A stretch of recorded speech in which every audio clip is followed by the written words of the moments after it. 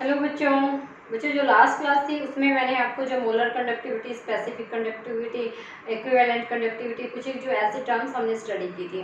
Now today's topic is measurement of electrolytic conductance. कि जो electrolytic conductance है वो हम मेज़र कैसे करेंगे, that's very important part of electrochemistry. तो हमें यहाँ से ये सीखना है बच्चों आज की क्लास में कि एक्चुअली में जो है कंडक्टेंस जो है वो हम मेज़र कैसे करेंगे। बच्चों वीडियोस को ज़्यादा से ज़्यादा शेयर करें और जिन बच्चों ने अभी तक चैनल को सब्सक्राइब नहीं किया है वो चैनल को सब्सक्राइब भी कर लें। तो चलो स्टार्ट कर लेते हैं। क्या measurement of electrolytic conductance.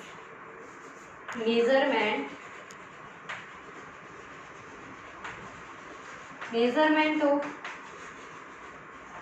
Electrolytic conductance.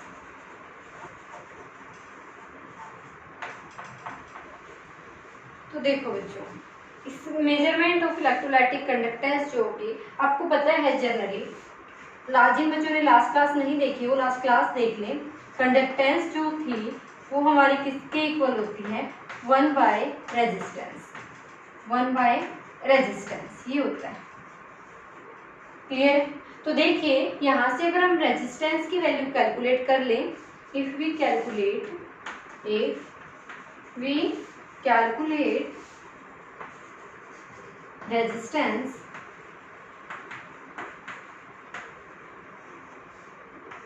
conductance will be also fine. Conductance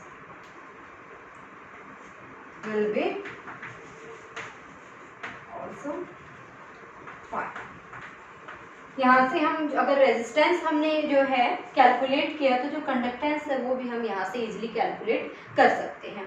तो देखो बच्चों, ये जो रेजिस्टेंस निकालने का जो आपका तरीका है, आप फिजिक्स लैब में एक टाइप का अपरेटस देखेंगे। वो अपरेटस कैसा होता है वो मैं अभी आपको बताती हूँ। अपरेटस बोल दीजिए और फिजिक्स में आप जो उनको इंस्ट्रूमेंट बोलते हैं। मैं केमिस्ट्री में केमिकल लैब्स में जो वर्क करती हूँ सो बार बार जो है अपरेटस ही बोलती हूँ उनको, बट आप जो है उनको इंस्ट्रूमेंट बोलते हैं बेसिकली फिजिक्स में। वो इंस्ट्रूमेंट का डायग्राम बना लेते हैं पहले। देखो बच्चों, जिस भी इंस्ट्रूमेंट से आप उसको कैलकुलेट करेंगे, किसको, रेजिस्टेंस को, उसको हम बोलते हैं Wheatstone bridge method.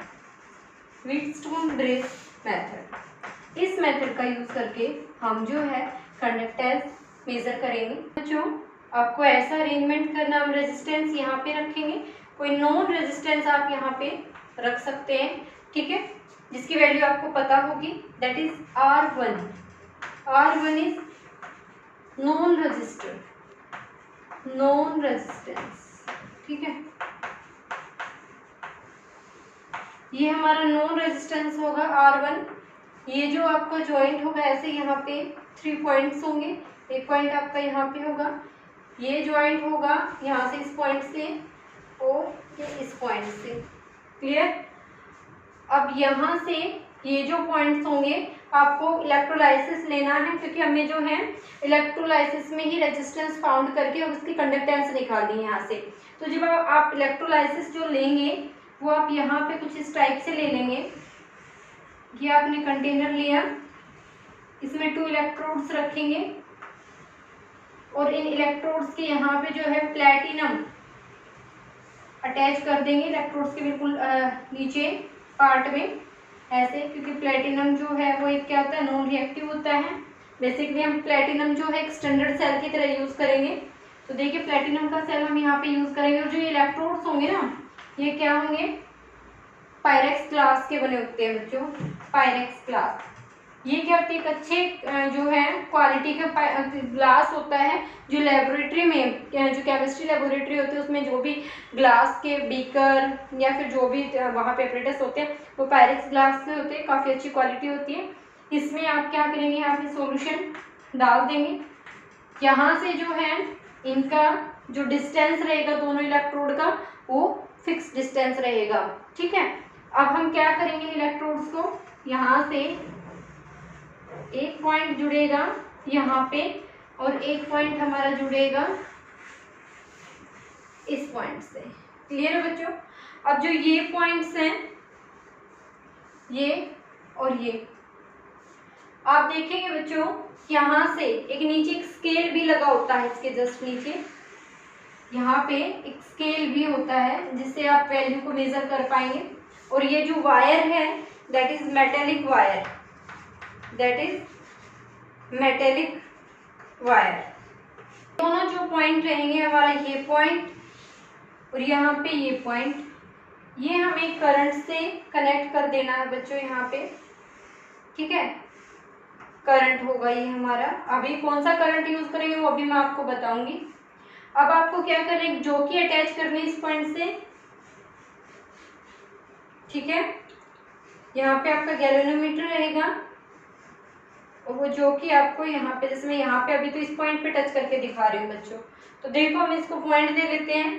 This is A, this is C, D, clear है।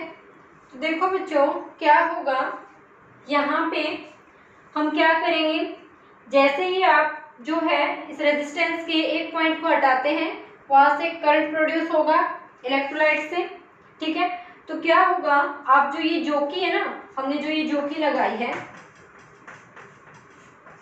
इसको क्या करेंगे हम यहाँ से इस पॉइंट से स्टार्ट करेंगे, ठीक है। क्या आपको क्या करना है, रेजिस्टेंस को हटाना है, एक बटन आप उठा देंगे, यानी कि थोड़ा सा जो है आपने रेजिस्टेंस यहाँ से कम किया, आपको करंट आप जो है यहाँ से फ्लो करा रहे हैं। फॉर एग्जांपल हम पहले डायरेक्ट करंट के एग्जांपल ले लेते हैं, बट एक्चुअली में जो इसका रीजन क्या होता है, कौन सा करंट हम यूज करते हैं, वो सब आप यहाँ पे देखेंगे। देखो आपने करंट फ्लो कराया, आपने फॉर एग्जाम्पल डायरेक्ट करंट ही ले लिया यहाँ पे, ठीक है। तो जब आप डायरेक्ट करंट लेते हैं बच्चों, तो यहाँ से जब आप रेजिस्टेंस को हटाते हैं थोड़ा, तो करंट फ्लो करेगा। करंट फ्लो करेगा तो यहाँ से, ये आपका सेल से, कंडक्टिविटी सेल से ज्वाइंट है ये पॉइंट, तो यहाँ पे यानी कि इलेक्ट्रोलाइट इलेक्ट्रोड भी अपना कुछ ना कुछ इफेक्ट दिखाएंगे। आपको क्या करना है, इस जोकी को पहले इस पॉइंट पे टच करना है, फिर इस पे करना, फिर इस पे, इस पे, इस पे, ऐसे टच करते जाना है। जहां से नल पॉइंट आएगा, नल पॉइंट यानी कि जो गैल्वेनोमीटर होगा उसमें कोई डिफ्लेक्शन नहीं होगा। नल पॉइंट क्या होगा बच्चों, null point no deflection in galvanometer, no deflection, no deflection in galvanometer, ये रहेगा, ठीक है। तो जब भी आपका नल पॉइंट आ जाए, जब आपने इस जोकी को उठा के यहाँ मेटल के इस पॉइंट पे टच किया तब भी डिफ्लेक्ट आया, फिर इस पे किया तब भी डिफ्लेक्ट आया, यहाँ पे किया तब भी डिफ्लेक्ट आया, यानी कि आप करते गए, जहाँ पे डिफ्लेक्ट नहीं आएगा हम उसकी लेंथ मेजर कर लेंगे बच्चों, ठीक है। फॉर एग्जाम्पल यहाँ पे जो है ये नल पॉइंट शो किया गैल्वेनोमीटर ने, हम इसकी लेंथ मेजर करेंगे क्योंकि हमने नीचे यहाँ पे क्या लगा हुआ है, स्केल लगा हुआ है, और एक आपका क्या हो जाएगा, बाकी ये लेंथ हो जाएगी। अब जो हमारा रेजिस्टेंस 3 होगा वो ये रहेगा, रेजिस्टेंस 3, ये लेंथ हम यूज करेंगे रेजिस्टेंस 3 के लिए, ये जो लेंथ यूज करेंगे रेजिस्टेंस 4 के लिए, ठीक है। और जो हमारे पास अननोन रेजिस्टेंस है दैट इज इन सॉल्यूशन, यहाँ पे हमें जो इसका जो रेजिस्टेंस निकालना है वो क्या है, हमारे पास अभी अननोन है, इसको डिनोट कर लेते हैं बच्चों R2 से, ठीक है। अननोन को जो हमारा सॉल्यूशन से, हमें सॉल्यूशन में कितना रेजिस्टेंस है हमें वो कैलकुलेट करना है। अगर हमने सॉल्यूशन का रेजिस्टेंस कैलकुलेट किया तो हम उसकी कंडक्टेंस निकाल पाएंगे, तो अभी हमारे लिए वो अननोन है, ठीक है। तो उसको कैलकुलेट करने के लिए आपको क्या करना होगा, ये सेटअप रेडी करना होगा। यहाँ पे आप अपना एक रेजिस्टेंस लगा देंगे जिसकी वैल्यू आपको पता होगी कि हमने कौन सा, जो कितने ओम का रेजिस्टेंस हमने यहाँ पे यूज किया है। आप क्या करेंगे, रेजिस्टेंस को थोड़ा सा हटाएंगे, कम करेंगे, करंट फ्लो करेगा, करंट फ्लो करेगा, तो यहाँ से आपको जो इस जोकी की हेल्प से इस मेटेलिक वायर पे टच कर करके देखना है, जहाँ से नल पॉइंट आ जाता है हम उस वैल्यू को नोट करेंगे। समझ आया बच्चों, इसका डेरिवेशन अभी आगे करवाती हूँ, पर एक पॉइंट देखिए, अगर आपने यहाँ पे डायरेक्ट करंट यूज किया बच्चों, अगर मैंने यहाँ पे करके आपको फॉर एग्जांपल बताया था, अगर आपने यहाँ पे डायरेक्ट करंट यूज किया ना, तो जितना भी आपका इलेक्ट्रोलाइट है वो कंप्लीट डिसोशिएट हो जाएगा, ठीक है। और हमें जो है उसका कंप्लीट डिसोशिएशन नहीं चाहिए, तो उसके लिए आपको अल्टरनेटिंग करंट यूज करना होगा, ठीक है। अब अल्टरनेटिंग करंट जब आप यूज करें, हम यहाँ पे डायरेक्ट करंट यूज नहीं करेंगे बच्चों, पॉइंट ध्यान से समझना, डायरेक्ट करंट जो है वो यूज नहीं करेंगे, ठीक है। आप कौन सा यूज करेंगे, अल्टरनेटिंग करंट। अब जब अल्टरनेटिंग करंट यूज करेंगे बच्चों, तो क्या होगा, जो गैल्वेनोमीटर है इन नल पॉइंट पे कभी आएगा ही नहीं, ठीक है। अल्टरनेटिंग, ये भी किसकी लिमिटेशन रहेगी, अगर आपने अल्टरनेटिंग करंट यूज किया तो और आप यहाँ पे गैल्वेनोमीटर यूज करें तो इसमें नल पॉइंट कभी नहीं आएगा, तो इसके लिए हम यहाँ पे गैल्वेनोमीटर यूज नहीं कर सकते। तो अब हम क्या यूज करेंगे, हम ईयरफोन यूज करेंगे, ठीक है। बट क्या होता है बच्चों, जो मेनली फिजिक्स लैब होती हैं आपको गैल्वेनोमीटर के साथ ही ये मिलते हैं। हाँ, आप जो है इन मॉडर्न फिजिक्स लैब में आपको जो है ईयरफोन की हेल्प से ये प्रोसेस करा सकते हैं। तो यहाँ पे आपको गैल्वेनोमीटर की जगह क्या लगाना है बच्चों, ईयरफोन लगा लेना है, ठीक है। ये फॉर एग्जाम्पल मैंने ईयरफोन दिखा दिया। जब ईयरफोन को आप क्या करेंगे, इस जॉकी को आप क्या करें, इधर टच करेंगे, आपको वॉइस सुनाई देगी, फिर आपने टच किया वॉइस सुनाई देगी, वॉइस वॉइस वॉइस वॉइस। जब जिस पॉइंट पे आपको मिनिमम वॉइस सुनाई दे वो पॉइंट, वो लेंथ हमें मेजर कर लेनी है बच्चों, समझ रहे हैं। वो पॉइंट मेजर करने के बाद बाकी जितनी लेंथ इधर रह जाएगी वो भी हमें नोट कर लेनी है। That will be resistance 3 and resistance 4। जो वैल्यू आप यहाँ पे जो ये लेंथ नोट करेंगे ये आपके रेजिस्टेंस 3 और रेजिस्टेंस 4 की वैल्यूज रहेंगी। देखो बच्चों, I repeat again complete process. आपको इस टाइप का जो एक सेटअप जो है फिजिक्स लैब में मिलता है। यहाँ पे आपको एक नॉन रेजिस्टेंस लगा देना है, कितने ओम का लगाना दैट्स डिपेंड ऑन यू, ठीक है। तो यहाँ पे इस रेजिस्टेंस की तो वैल्यू आपको पता रहेगी। अब आपको करना क्या है, इन दोनों पॉइंट्स को, ए और डी पॉइंट्स को आपको अल्टरनेट करंट से जोड़ना है बच्चों। डायरेक्ट करंट से क्यों नहीं जोड़ेंगे, क्योंकि डायरेक्ट करंट क्या करेगा, इलेक्ट्रोलाइट को कंप्लीट डिसोशिएट कर देगा, तो हमें डायरेक्ट करंट यहाँ पे यूज नहीं करना। हम फिर यहाँ पे अल्टरनेट करंट यूज करेंगे। अगर अल्टरनेट करंट हमने यूज किया है तो उसके साथ गैल्वेनोमीटर कभी नल पॉइंट नहीं शो कर रहा, और जब तक नल पॉइंट नहीं मिलेगा हम जो रेजिस्टेंस 3 और रेजिस्टेंस 4 की वैल्यू कैलकुलेट नहीं कर पाएंगे। क्लियर है। तो अब देखो फिर हम यहाँ पे क्या करें, अल्टरनेट करंट यूज करेंगे। यहाँ पे हम गैल्वेनोमीटर की जगह ईयरफोन यूज करेंगे। ईयरफोन यूज करने के बाद आपको जो ये दोनों पॉइंट्स हैं ये आप कंडक्टिविटी सेल से जोड़ेंगे। कंडक्टिविटी सेल में जो इलेक्ट्रोड है प्लेटिनम इलेक्ट्रोड है। किसके इलेक्ट्रोड है बच्चों, ये प्लेटिनम इलेक्ट्रोड है, ठीक है। और इसके ऊपर जो इन इलेक्ट्रोड्स पे जो ग्लास लगा हुआ है दैट इज पायरेक्स ग्लास, जो एक अच्छी क्वालिटी का जो है ग्लास होता है। तो अब आपको करना क्या है, यहाँ से जब भी आप अल्टरनेटिंग करंट प्रोड्यूस कराते हैं सेटअप में, आपको जॉकी को टच करना है मेटेलिक वायर पे, जगह जगह हम टच करेंगे जहाँ से मिनिमम आवाज आएगी, मिनिमम वॉइस जब आपको सुनाई दे उसमें, या फिर जो बिल्कुल ही सुनाई ना दे उस पॉइंट को हम स्टॉप कर देंगे, कि हमारी जॉकी को हम उसी पॉइंट पे जाकर रोक देंगे। फिर आप ये लेंथ जो है ये मेजर कर लेंगे और बाकी की लेंथ भी मेजर कर लेंगे, ठीक है। तो देखो मैं अब फिर बोल रही हूँ, ये हमारा क्या हो जाएगा R4, ये हमारा क्या हो जाएगा R3, और अननोन रेजिस्टेंस हमारा क्या रहेगा R2, नॉन रेजिस्टेंस हमारा क्या रहेगा R1। इसका जो है डेरिवेशन और देख लेते हैं। तो बच्चों R1 हमारे पास क्या है, नॉन रेजिस्टेंस है, नॉन रेजिस्टेंस। R2 हमारे पास क्या रहेगा, X से डिनोट कर लेते हैं, दैट इज अननोन रेजिस्टेंस। इसकी वैल्यू हमें कैलकुलेट करनी है, अननोन रेजिस्टेंस। एंड R3 हमारी क्या हो जाएगी बच्चों, अपना अभी जो डायग्राम मैंने बनाया वो बना लिया होगा आपने, लेंथ ऑफ AC पॉइंट, और R4 जो रहेगी वो हमारी क्या होगी, लेंथ ऑफ AD पॉइंट। तो चलो देखो अब इसको सोल्व कर लेते हैं।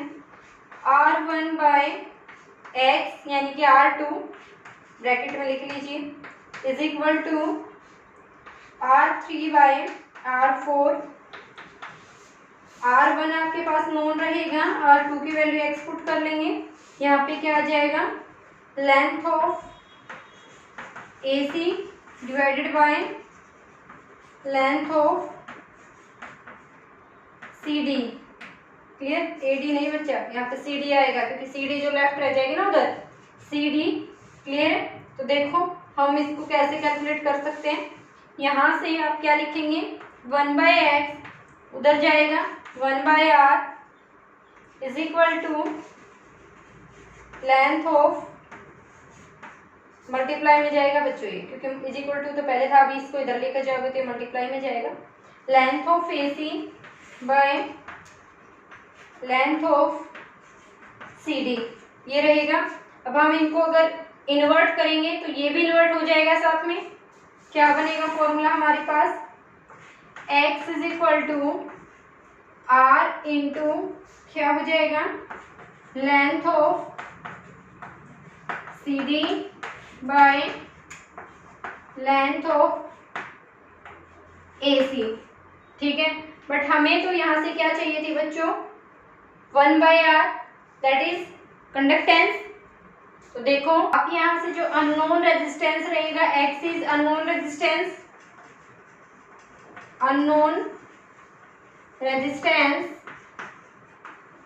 ये वैल्यू कैलकुलेट जब आप करेंगे तो कंडक्टेंस किसके इक्वल हो जाएगी बच्चों, conductance is equal to 1/x। Clear है। तो इट मीन्स हम यहाँ से क्या कैलकुलेट कर सकते हैं, अपना कंडक्टेंस कैलकुलेट कर सकते हैं अगर हमने अननोन रेजिस्टेंस को यहाँ से कैलकुलेट किया तो, ठीक है।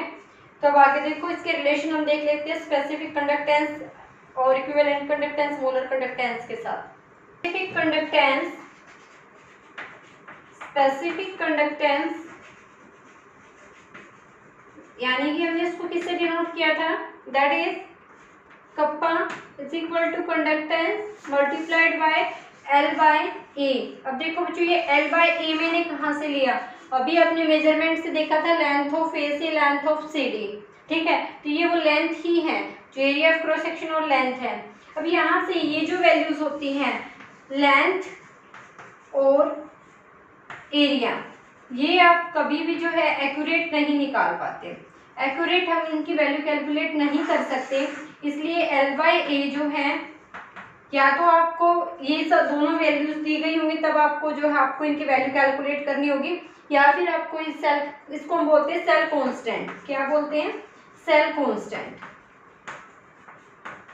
ठीक है। सेल कांस्टेंट बच्चों यानी कि जो आप लेंथ जो मेजर कर रहे हैं इलेक्ट्रोड्स की या उसका एरिया ऑफ क्रॉस सेक्शन जो मेजर कर रहे हैं वो हम एक्यूरेट नहीं देख पाते, तो इसलिए हम जो वैल्यूज इनको बोलते हैं दैट इज सेल कांस्टेंट। और सेल कांस्टेंट की वैल्यू कई बार आपको गिवन होती है, बट जो नेट के एग्जाम होते हैं वहाँ पे आपको इसकी कैलकुलेट भी करनी पड़ती है, ठीक है। तो यहाँ से हम इसको क्या बोल देंगे, सेल कांस्टेंट। हम इनकी हेल्प से अपने यहाँ स्पेसिफिक कंडक्टेंस जो है वो कैलकुलेट कर सकते हैं। Next one is equivalent conductance, equivalent conductance. Equivalent conductance हमने क्या निकाला बच्चों, lambda equivalent is equal to kappa into में 1000 बाय नॉर्मेलिटी, नॉर्मेलिटी यही निकाला था। तो देखिए यहाँ से अगर आपने स्पेसिफिक कंडक्टिविटी को निकाल लिया बाय यूजिंग सेल कांस्टेंट, आप यहाँ पे वैल्यू पुट करेंगे और सॉल्यूशन की नॉर्मेलिटी कैलकुलेट करके वैल्यू पुट करके हम क्या निकाल सकते हैं, इक्विवेलेंट कंडक्टेंस, ठीक है। ऐसे ही अगर हम मोलर कंडक्टेंस की बात करें तो मोलर कंडक्टेंस में भी हमारे पास क्या रहा था बच्चों, आपने लैम्डा m लिखा था, कप्पा इंटू में 1000 अपॉन मोलरिटी, ठीक है, ये लिखा था। वही सेम थिंग यहाँ पे रहेगी क्या, अगर आपने स्पेसिफिक कंडक्टेंस कैलकुलेट की तो आप मोलरिटी निकालेंगे, सॉल्यूशन की वैल्यू पुट करेंगे और हम मोलर कंडक्टेंस को यहाँ से भी कैलकुलेट कर सकते हैं। क्लियर है ना। कंडक्टेंस ऑफ वाटर, आप वाटर की कंडक्टिविटी कैलकुलेट करना चाहें बच्चों तो वाटर की कंडक्टिविटी के लिए आपको जो वाटर यूज करना होगा वो प्योर फॉर्म में यूज करते हैं हम, ठीक है। और उसकी जो हम बेसिकली पहले मोलरिटी कैलकुलेट करके उसका जो मास रहेगा, मोलर मास कितना रहेगा, 18 ग्राम रहेगा।